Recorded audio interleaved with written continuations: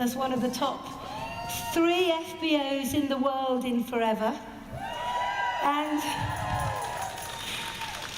an exec GLT member. However, I'm just an FBO like everybody in this room. You know, life wasn't always as it is today. And I want to take you, if I can, on a bit of a journey. It was 1992. I was a single mum of 2 amazing little boys.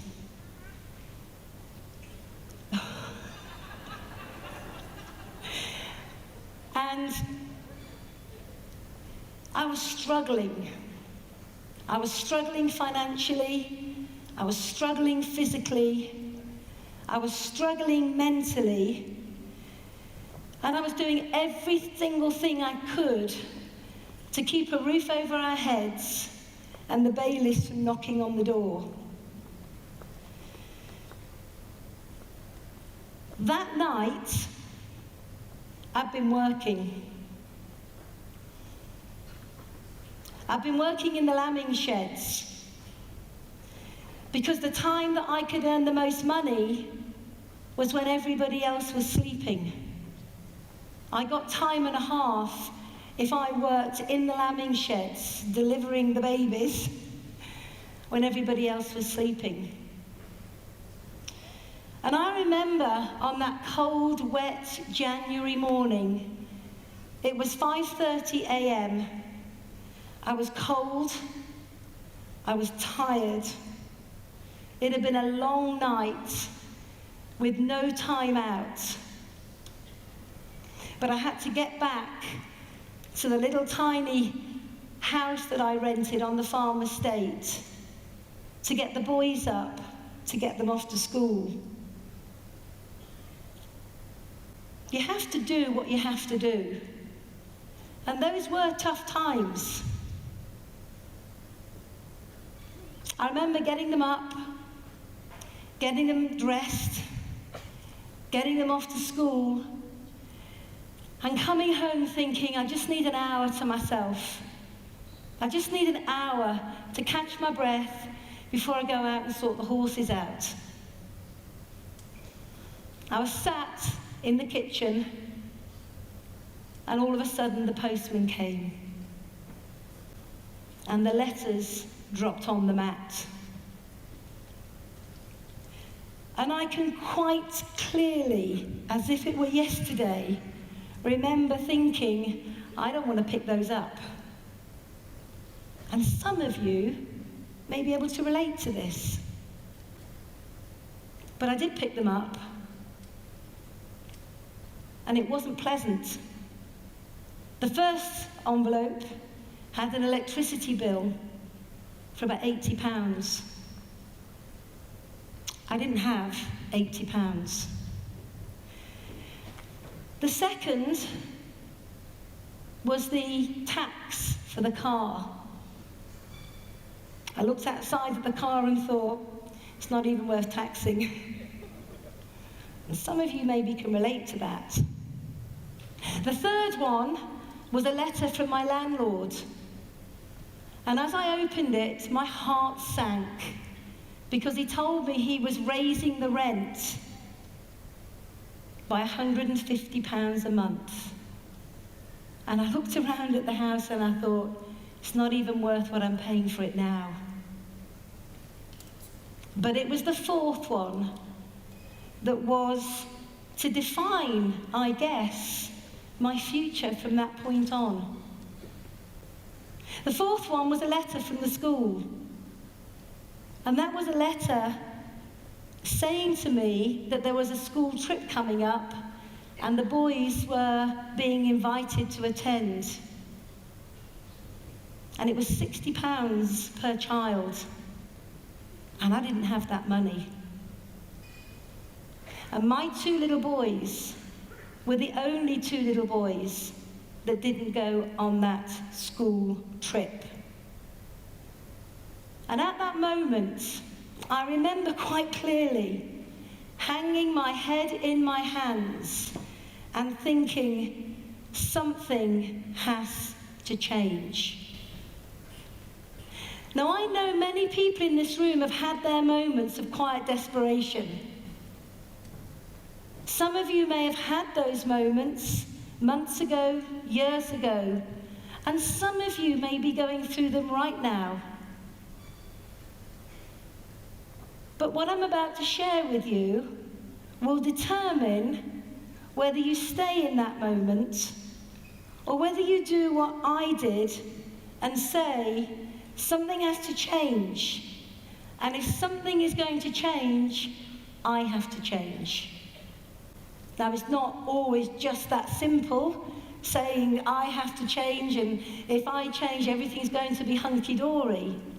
I think there's a process that we all have to go through to enable change to define us. And I began to realise that there had to be a better way. Now, don't get me wrong. Once a farmer, always a farmer. And I like nothing better than getting on a horse and being out in the big outdoors with the wind blowing through my hair and the sense of freedom. But I want to do that at my cost, not at somebody else's. And don't get me wrong, there is nothing I love more than popping down to my friends who are farmers at lambing time and getting stuck in for a couple of hours. But that's my choice, because I want to, not because I have to. But that moment, when those letters dropped on the doormat, I realised that something had to change. I could not carry on living a life of quiet desperation, just getting by. It wasn't good enough. And I could carry on making excuses and kidding myself that the way I was living was okay, because it wasn't.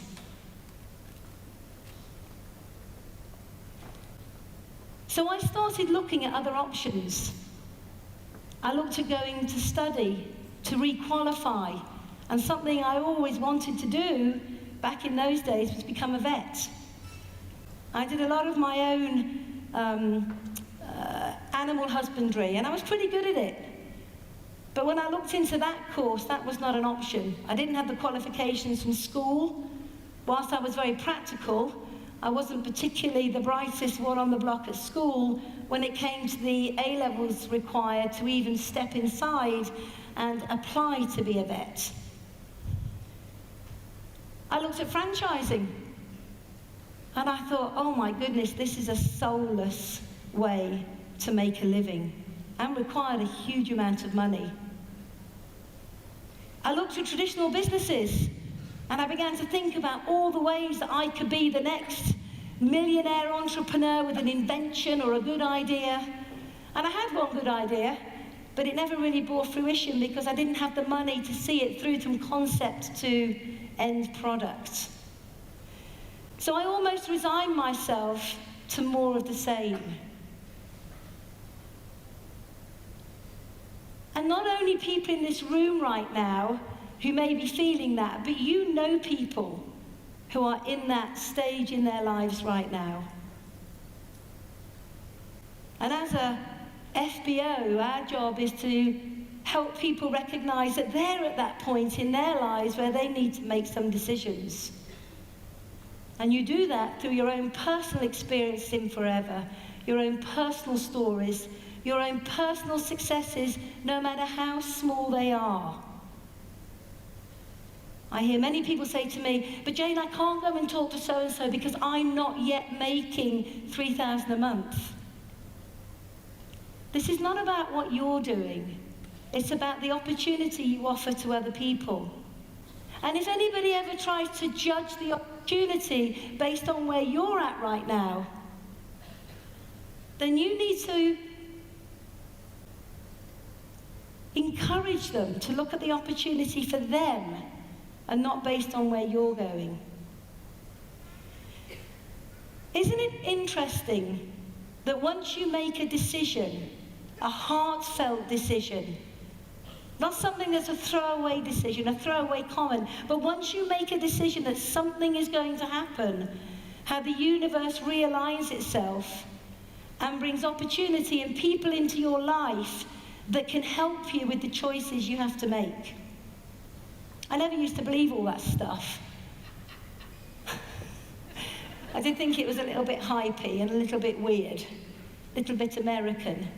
But it is interesting that once you decide, once you plant something in here, that the universe does rearrange itself for you, as long as it's serious. 2 good things happened. I met John. How lucky can one man get?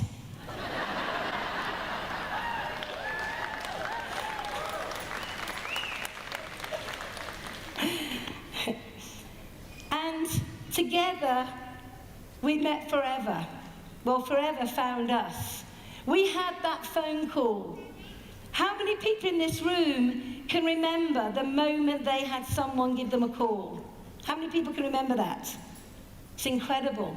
That call was to change your life. You didn't know it at the time, but it was a call, communication that was to change your life. And so we did our due diligence. We got our questions answered. We looked at the marketing model.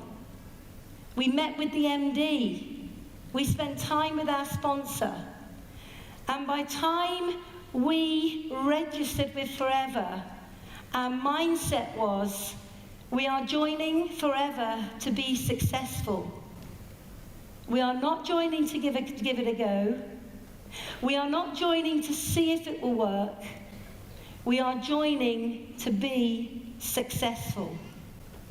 And I truly believe that the way you embrace your journey with Forever, the thought process that you put behind your decisions, I truly believe that they will dictate the way that your journey unfolds. Because what's really interesting is self-talk. What's really interesting is the way we talk to ourselves in our heads. And don't think you don't do it, because we all do. Every single one of us has self-talk going on at all times. For the crazy ones, they answer the self-talk. However, self-talk, we need to be mindful of our mindset the day that we say, this is the day I start my journey with Forever. We realized on day one that when this journey was beginning, that we had to take complete responsibility for our actions on a daily basis. If it is to be, it's up to me. Yes, of course, there are many people around us. Well, there weren't then, actually. Back in 1993, there was nobody around us. I mean, it was just John and myself, a box of products and a flip chart. No video, no Facebook, no mobile phones. Well, they were, but they were like bricks.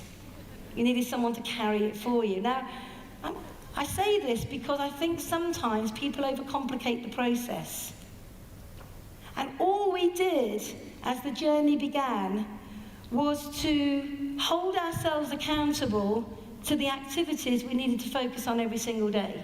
And it was really simple. Show the product, show the business, show the product, show the business, show the product, show the business, show the product, show the business, show the product, show the business, show the product, show the business. Most people just don't do enough. You've got to do it with a passion, with an intensity, with a sense of urgency. And I'm going to share with you some reasons why you need to adopt that kind of thought process in a minute. I learned very quickly that I had to change my own thinking. You see, all of the skills and the talent that I had in being a farmer, and I wasn't just any old farmer, I was a very good farmer, but all the skills and the talents I had in being a farmer were great in that arena, but I had to modify them somewhat. I had to take the good stuff with me and leave the bad stuff behind, because if you want to be successful in a new industry, you've got to embrace some new ideas, some new skills in order to move forward. So I learned very quickly that I had to, first of all, change my thought process to the way I earned an income. Now, I want to talk to you just for a minute about our thought process in relationship to money. And for most people, I would say, they go to school, they get an education, they either go to university or they go to college, or they take on an apprenticeship, or like myself, I was born into farming. But you have a job mentality. And my job mentality was that I limited my way of life based on what somebody else was prepared to pay me. And in actual fact, we begin to believe we're only worthy of that amount of money. And interesting, there's been some studies on this about how people perceive adverts for jobs. And I think I fell into this trap so neatly that I realised it was true.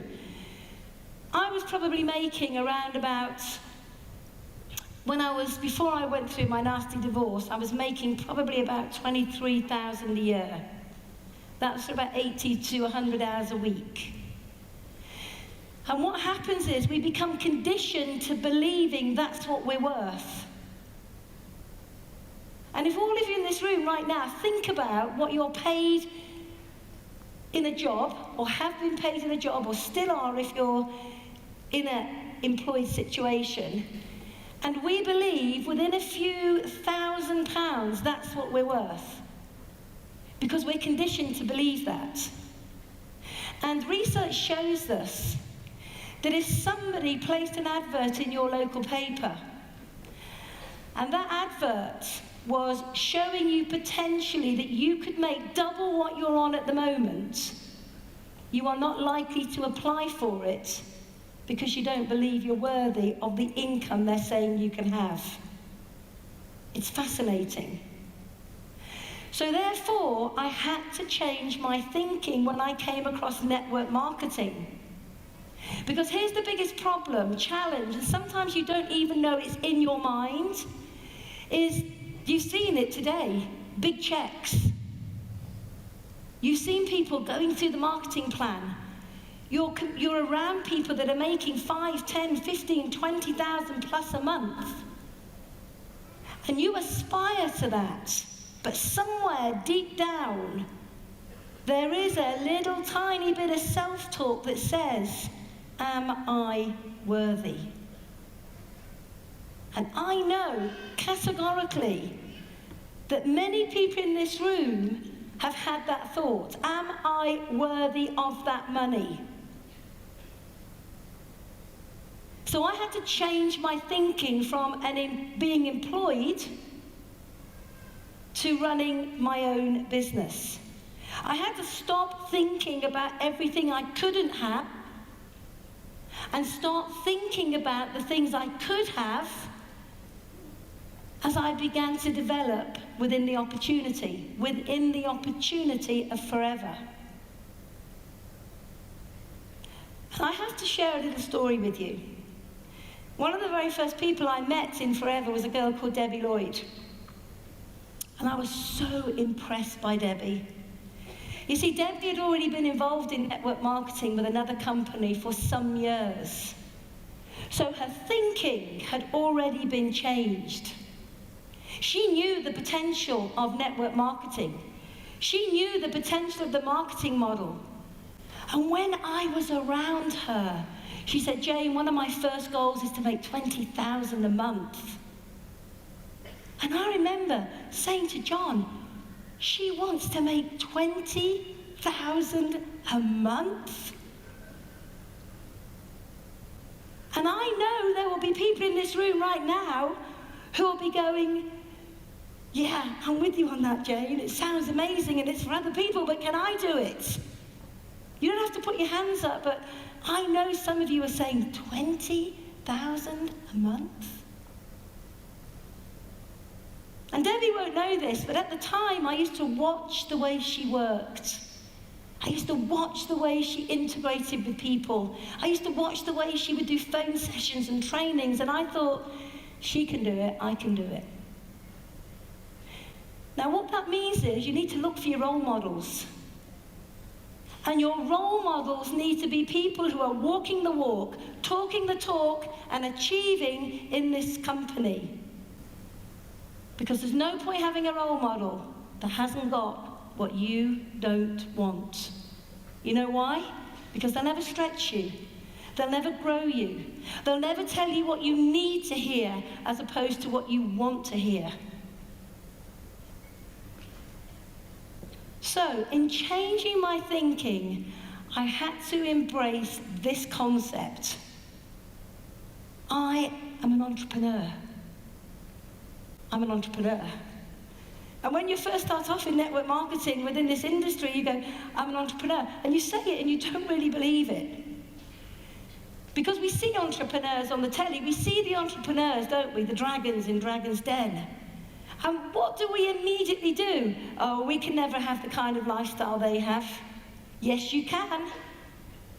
Everybody has the chance within our industry, within this company, to have a true entrepreneurial spirit empowered.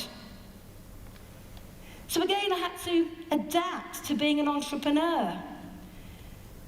And I had to have a real deep down passion for what I was doing.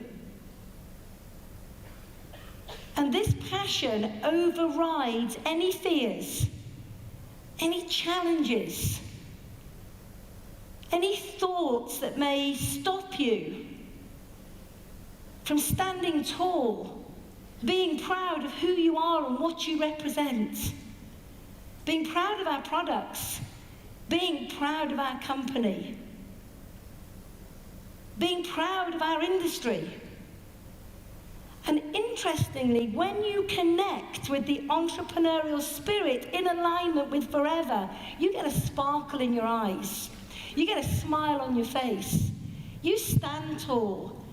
It doesn't matter what anybody throws at you because you're ready for it. Your belief is unwaverable. No one can tell you this won't work.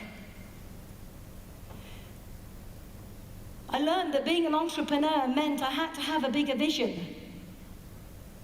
And Debbie, wherever you are, I want to say thank you, because in those early days, your vision became my vision. Because we were so brand new in the industry, I hadn't met anybody in networking that was making 20,000 a month. You guys are so lucky. You're surrounded by success in forever. You don't need to worry about your belief. Belief is all around you. But I tell you what you do need to do. You need to believe in other people while they're working on believing in themselves. I learned I needed to be flexible and open-minded. I learned that in an employee situation, life is rigid. You will be at work at 8 o'clock in the morning. You will take a coffee break at 10:30. You will take a lunch break, more often than not now, at your desk at 1 o'clock. You can leave at 5 o'clock or 5:30. Oh, and by the way, in today's market, you'll have 2 hours of work to take home with you. Now listen, I'm not knocking a job. I've had one.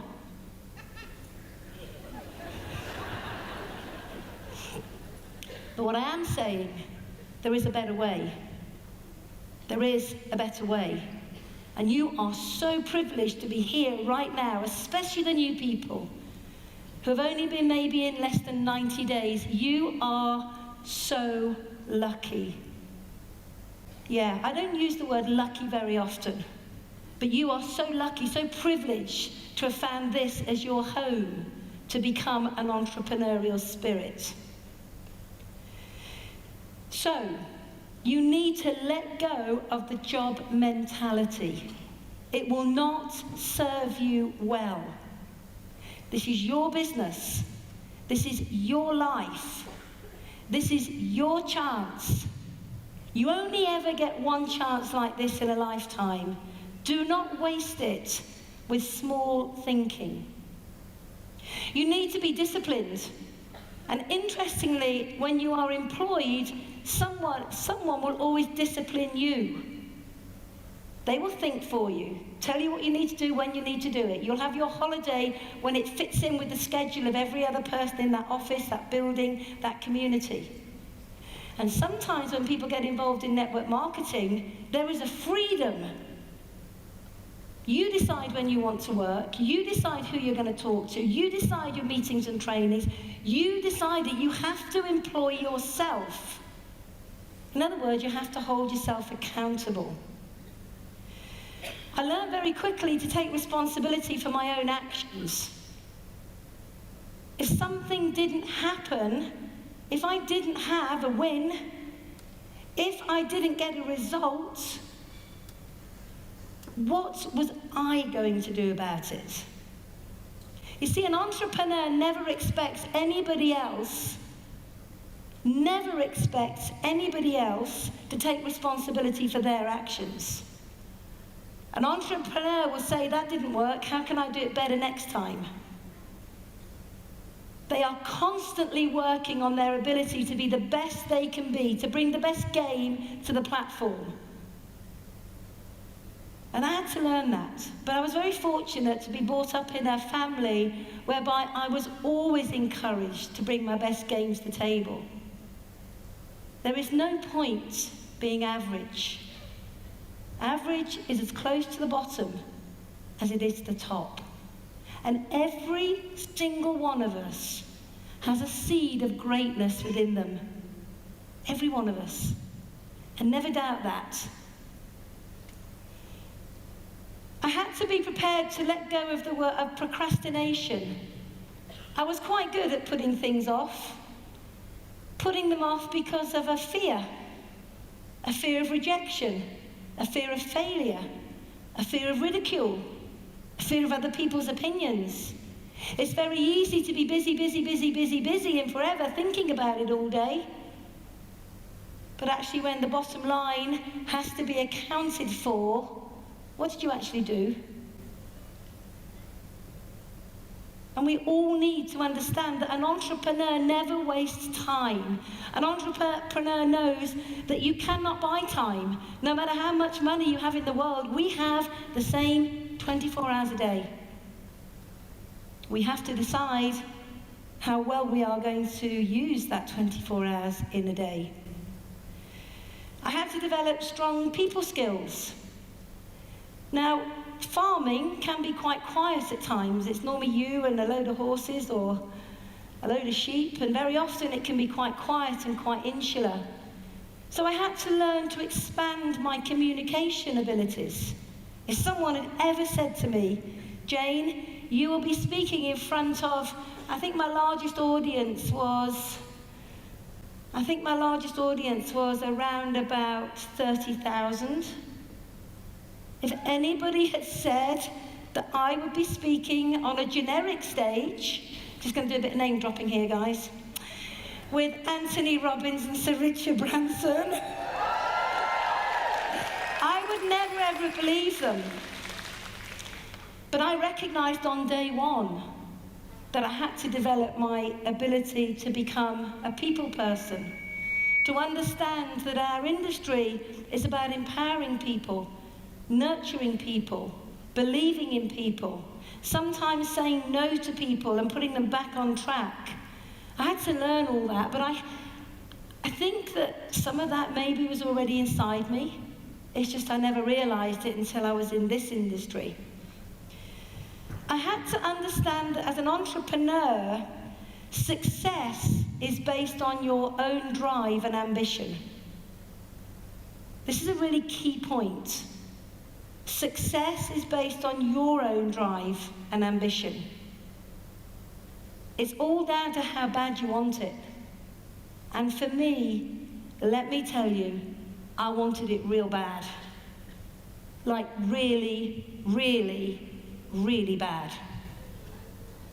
When I plucked up the courage after many years of an unhappy marriage, when I left my husband finally with 2 little boys, 2 suitcases, a car and nothing, he said to me, I have no respect for you and you'll never amount to anything. now. We can laugh at that now. And it took me 10 years to be able to even say that to anybody, let alone voice it in an environment like this. And here's the thing, if I had believed him, which I did for 18 months, I believed I was worth nothing. I believed I could never achieve anything, which was crazy because I was always a high achiever in whatever I put my mind to. But I tell you something, when I got involved in Forever, as my confidence began to grow, I wanted it real bad. And in the back of my mind was always what he said to me when I left him. And I'll never forget, ever, and many of you have heard this before, but the new people in the room maybe haven't. One of my goals was to put my kids in private education, which I did within 1 year of joining Forever. But the second goal was to earn more in a month than he earned in a year.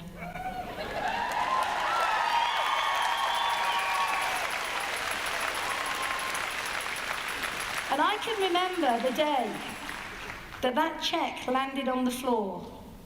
When I opened it up and I went, holy cow, I've done it. I had a happy dance around the kitchen. We have lots of happy dancing in our house. When something happens, we have music, we play it loud, we do a happy dance around the kitchen. I happy dance, let me tell you. I rang up my lawyer and I said, I've done it. Let's ram it down his throat. Let's show them. Let me show him. Sadly, I wasn't to have my moment of glory because she said, Jayne, whoa, hold on. I said, what? She said, best he doesn't know. Otherwise, he might come to you and start taking it off you. And I said, over my dead body. Never underestimate the power that you have inside of you to achieve greatness. Never underestimate it. But you need to find what your driving force is. You need to connect with your ambition, whatever it may be. And it's different for all of us, but you need to have that connection, because without it, you'll never have your moment. And your moment may not be like mine, but you will have a moment where you wanted to prove yourself to somebody. Maybe somebody you love in a relationship has said, oh, you'll never do that. We all have a driving ambition to prove somebody wrong, and that's an entrepreneurial spirit. We need to plan, and we need to plan, and we need to plan, and we need to plan. You leave nothing to chance on the road to success. Nothing. You leave no stone unturned. You're an entrepreneur. You don't just do the basics, you do more. You don't do 2 calls a day, you do 5. You don't do 5 one-to-ones in a week, you do 10. Test yourself, push yourself. Where can you go? You need to be willing to experience failure and understand how to channel it into success. This is really important. This is so important that it can make or break people. I want you to think about the times that you've been disappointed in life, in Forever, the times you've been frustrated, when things haven't happened. What do you do with that energy? Do you allow it to engulf you and destabilize you? Or are you big enough to take a step back and say, okay, that didn't work. It's time to move on. Time to try again. Time to brush myself off and have another go. Failure teaches us more than we ever know, but only if we know how to handle it. Let me tell you, on this journey to success in Forever, I have experienced a lot of challenging times, a lot of times when I failed to achieve a goal. And it would have been so easy on many an occasion to say, I'm done, this is just too tough. But you know what? Tough times never last, but tough people do.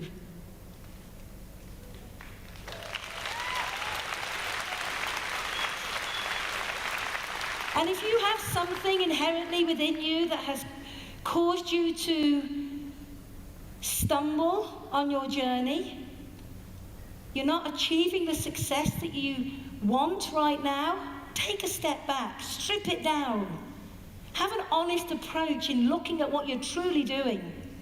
Looking at every aspect of the business and asking yourself on a scale of 1 to 10, how good am I on each level? Because that's what I did. You asked John. I was my own best critique. I was the one that held me accountable. I was the one that every single time I did a phone call or did a one-to-one or did a meeting, I would take a minute and say, did I do a good job and where could I have done better? I was big enough to do that. And I believe that defines me, even now. Even now when I do a call or do a one-to-one, I still do those things, you know. Or I do a planning, or I'm sitting with somebody coaching. At the end of it, I'll take a moment and say, did I bring my best game to the table? Did I do right by them? I don't want regrets. I don't ever want to look back and think I failed someone. I want to know I gave it my best shot. And empower someone to be the best they could be. What they do with it is up to them. I want you to understand that an entrepreneur never ever considers the time. They're not in it part-time, they're not in it full-time. It becomes a way of life. That's the life of an entrepreneur, that's the mindset of an entrepreneur. It becomes a way of life. This is not a job. And when you switch from job mentality to entrepreneur mentality, what you'll find is that you'll start engaging with people much better, much quicker. You'll find that you'll build the business when you're on the go 24/7. It becomes natural, it becomes an extension of who you are. You'll never miss an opportunity to talk to people. You'll never miss an opportunity to share the product. You'll never miss an opportunity to engage with someone, to say, hey, I might have something you might be interested in. Take a look.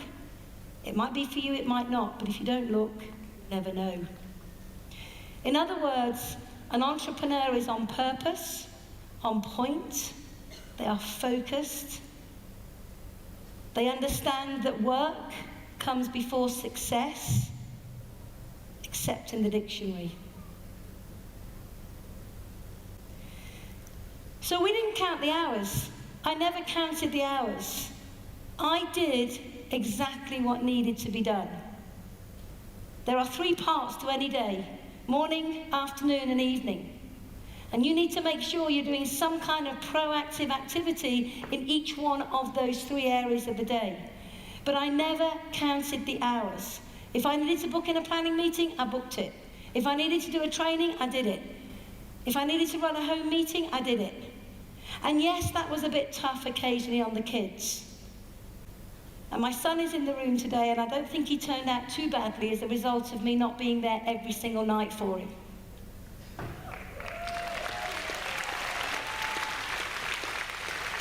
As long as you explain to children that you're having 1 year of flat-out activity, you're building a foundation that's going to ultimately give them the most unbelievable life, they're on your side.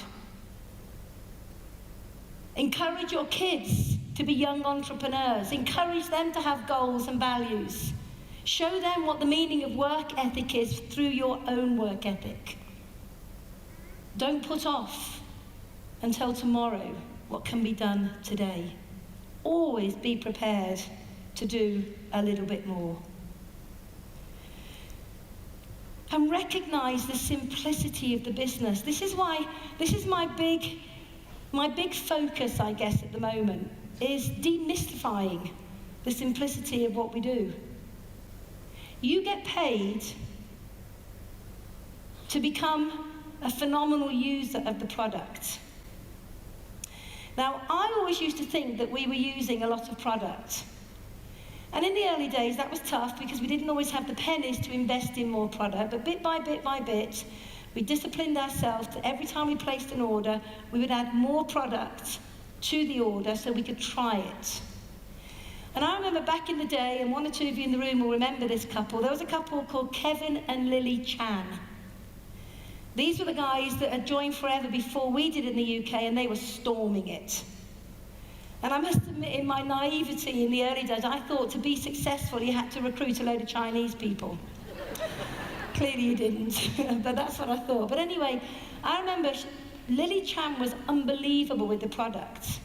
And I remember having a little training at our house and asking her if she would very kindly come and talk about the product. And she walked into my house, and there was about 20 people there, and she asked for some product that she needed to show very visual examples of how they worked, and I didn't have it. And there and then, in front of everybody, she literally said, what do you mean you don't have it? You don't have MPD. You don't have Arctic Sea. There was a product at the time called ProSet, which was like a styling product. You don't have ProSet. And there was a whole list of products I didn't have. And she just looked at me and shook her head. You know how that can make you feel about this big? I tell you something, from that day on, I can tell you we started using the product. And I know for a fact that most people in the UK don't use enough. You want to go to Japan, where they drink a litre of gel a day. So we use the product, we retail the product, we share the opportunity and sponsor people, and we coach them to do the same. And I urge each and every one of you to keep the process simple. Our industry of network marketing was designed many years ago, to be a process, a system that allowed people to create something quite special using a simple process. It was never designed to be a Mensa test, which is what it can be at times today. So keep it simple. And when you apply some of those points I've shared with you, not only will you see results coming, but we saw results coming. We went supervisor in 5 weeks and manager in 14 weeks. People say to me, how on earth did you get to manager in 14 weeks? I said, I was just ignorance on fire. I wasn't a slick professional networker.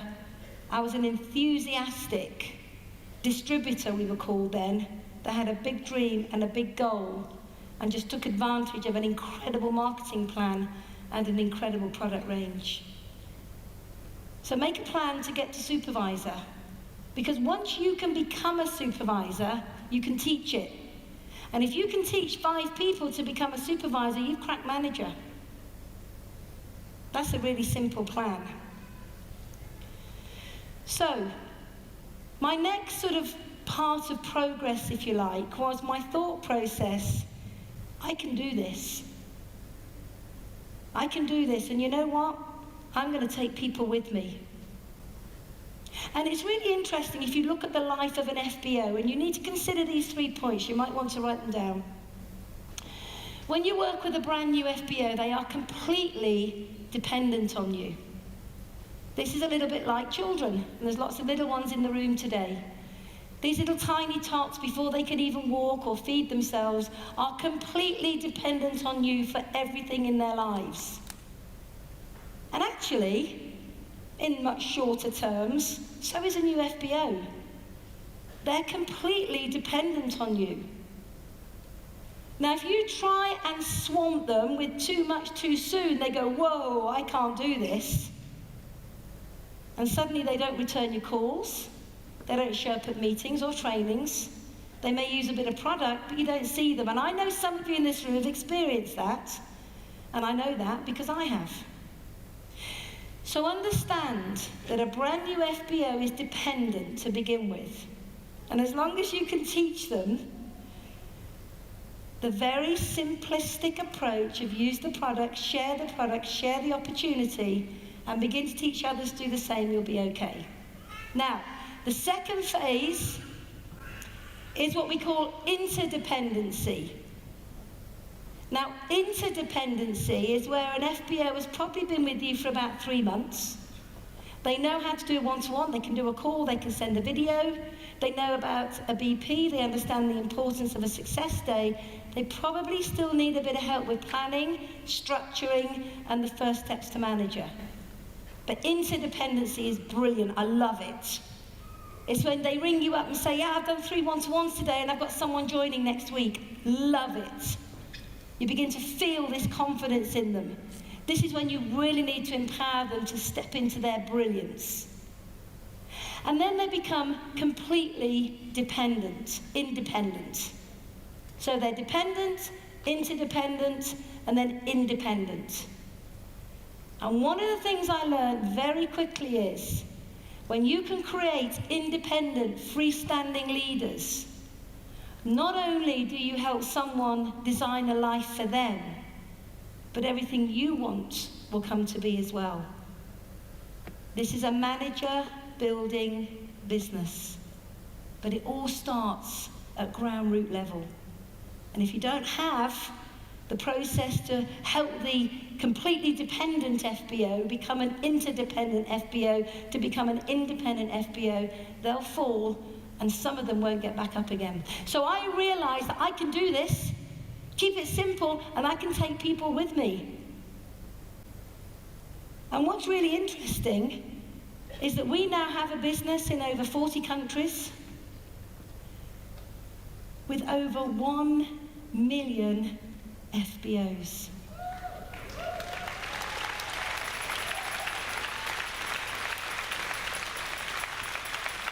And I know that we have changed the lives through our own actions, our own decisions, our own choices, our own disciplines, our own activities, our own abilities. I know that that ripple effect has reached out around the world and has changed the lives of people I will never meet. And every single one of you in this room has that same ability to change the lives of people that you will never meet. And that's when you know you've built an awesome business. And ultimately, that's what keeps me going today. Just before I share a small video from Wrexham with you, I want to share something that was really surreal that happened to me this week. And some of you saw a Facebook post that I shared. If we can go on from that slide. We live on a beautiful estate. We've got 45, 50 acres in Monmouthshire. And we have a beautiful period farmhouse in the grounds. And we've developed the most amazing barn, which we're just having a big extension put on. And we let the land to a local sheep farmer, because even though I don't farm sheep anymore, I like to see them around me. And the other morning, I was absolutely exhausted. And I got up and I said to John, God, if I'd had a rifle, I would have shot a bloody sheep last night. He said, steady girl, what's going on? I said, well, obviously there's some mothers that have been separated from their young, and all night, all I've heard is like torture. Just this on, bleating, bleating, bleating, bleating, bleating for the young wanting their mums. And I said, I'm going to have to go find them. I'll get the quad out and I'll go find them later, but I've got meetings right now. So at about 5 o'clock that evening, I said to John, I've got to go and get these sheep sorted out.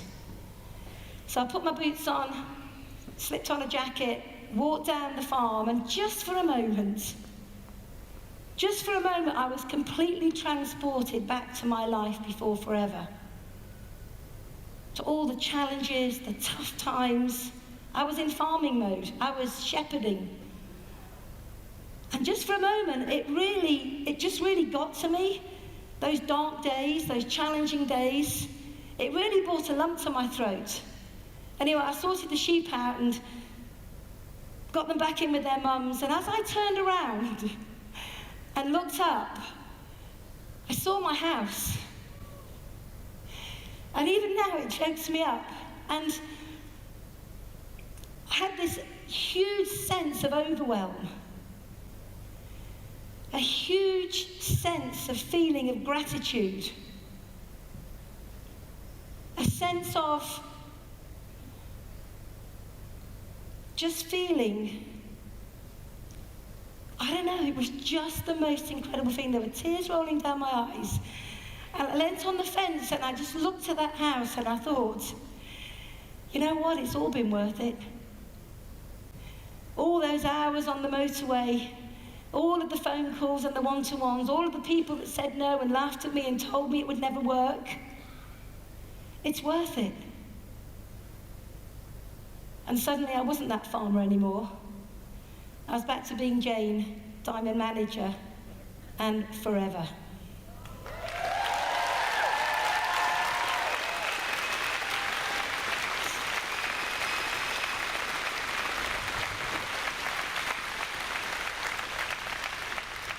And there is one family that has given us that chance to live our dreams, to take advantage of a model, a product, and an opportunity that is second to none. And right now, I think he wants to share a message with you. So roll VT, please. Recently, a group of us were discussing the beginning of Forever, how we got started, and some of the challenges we faced.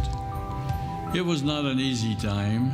In fact, let's be honest, there's rarely an easy time in business or in life. There always seems to be somebody or something that is a distraction or offering a shortcut by offering a take the work out of becoming successful. But take this from me, success is always on the other side of hard work. There are no shortcuts. There's always one more hill to climb or a bend to navigate. I'm constantly asked, what is the secret to success?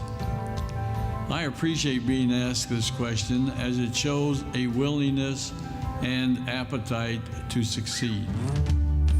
I think you already know that there is no secret to success. But there is a formula for success in Forever that I have broken down into 5 parts. You will not be surprised by any of them. In fact, some of you may be disappointed as there is no magic bullet.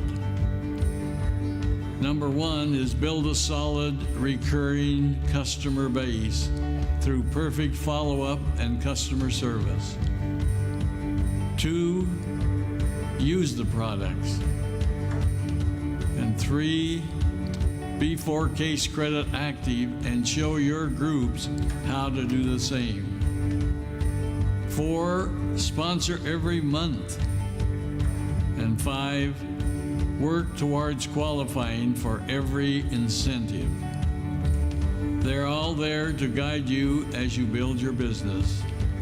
All the pin positions, Eagle Manager, Global Rally, Chairman's Bonus, and all of your local incentives, and they're to challenge you and reward you for working hard.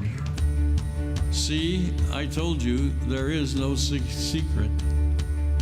Follow these 5 basic principles constantly and consistently, and you will maximize the Forever Marketing Plan. I miss you all, but you're all in great hands. Greg is a great son and a fantastic leader for our company. I'm thrilled at what he is achieving, and I know that you'll be well taken care of. His Double Your Effort initiative is a great idea, and I encourage you to get on board and promote it in your groups. What a difference it will make if we all do a little bit more. Thank you for all your hard work, for having the courage to push on and continue to build your forever legacy. It's hard to comprehend that we are approaching 40 years in business. What a wonderful time to be part of the greatest opportunity in the world. Stick with it. There will be great times and some tough times. But if you hold true to the 5 principles I mentioned, you'll achieve all you ever dreamed of and more. See you soon, and I love you all forever.